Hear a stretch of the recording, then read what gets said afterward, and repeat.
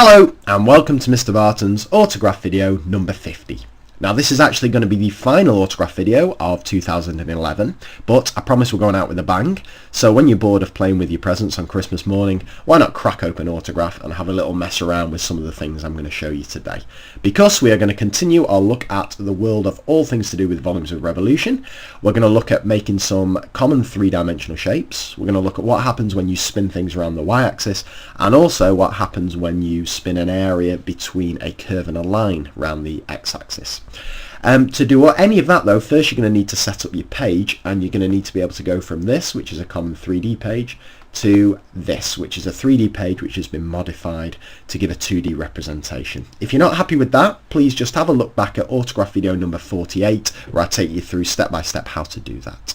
Okay, so what have I got here? Well, if I just double click on here, you'll see it's the line y equals 3 plotted as 2D, and I've got points marked on with x equals minus 2 and x equals 2. So the first question is, what on earth is that going to look like when I whiz it around the x-axis? So let's have a look. Find volume, axis of rotation y equals 0, click OK. And it should be no surprise that we get a lovely little cylindrical shape. Now, the reason I've shown you this is what you can actually do with this is start to generalize, and instead of working out the physical volume of that cylinder, if we start introducing constants, such as giving that height there a value of r for radius, and giving this bit a value of h, then you can actually start to derive the formula, the pi r squared h formula for a cylinder. You can do a similar thing with this area here, which is the line. If I just give that a double click, y equals 3x between 0 and 3. If I just right click and say find volume, I challenge the students to predict what that's going to look like. And again, it should be no surprise when a lovely little cone shape is formed. And I believe the volume of a cone is a third pi r squared times by h. And once again, chucking in a few constants, you can actually derive that. And it's a really nice algebraic challenge for both you and your students. And finally, you can do it with this shape here, which is y equals the root of 3 squared minus x squared, again plotted as a 2D equation. If I click that and I go for find volume between minus 3 and 3 and spin it round, this is really nice. It comes to a perfect sphere.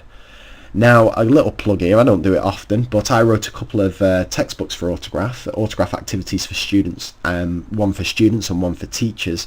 The student one is packed full of investigations, and one of them is to actually start with volumes of revolution and derive the formula for a sphere, for a cone and for a cylinder. So if you fancy snapping up that'd be brilliant. If you just Google autograph activities textbook and probably chuck in Mr Barton into the mix as well, then hopefully you'll find that. Some would say the perfect Christmas gift. Anyway, a couple of other things you can do. If you want to find the volume of something whizzing around the y-axis, well, as long as it's just like normal integration, as long as you define your curve to be x equals, then you're laughing. So I've got x equals y squared plus 2. There's my area there. If I just right click and go for find volume, I spin it around x equals 0, click OK, and you end up with a lovely kind of almost like a vase shape, maybe, with a circle at the top and a circle at the bottom. And my favourite here is if you want to find the volume of something, the volume created by the area between a curve and a line. Now you don't need any points of intersection or anything like that. I've got here y equals x, and I've also got y equals square root of x. Now as long as you select them in the right order, so I'm going to go for y equals root x first, I'm going to hold down shift because I'm not in whiteboard mode, and I'm going to select my y equals x, so they're both selected. If I right click, I get find area. I'll go for Simpson's rule. I'll just pump up the divisions a bit just to give myself a nice solid shape, and click OK. Now, can anybody picture what on earth is that going to look like if I whiz it around the x-axis? So select my area, right click, find volume, click OK, and you get a really nice little shape that's formed here. Now, a little Christmas challenge for you. Again, I'm not going to be doing videos for the next couple of weeks, so my challenge to you will be, can you find a way of creating a shape like that but has a lovely circular hole around about there? Maybe a hole with radius 1, something like that. So can you find a little shape like that but it's got a hole in it? And with that, I will leave you. If I don't do a video before then, have a very Merry Christmas and a very relaxing time, and I'll be back in the new year with some brand new videos. Bye for now.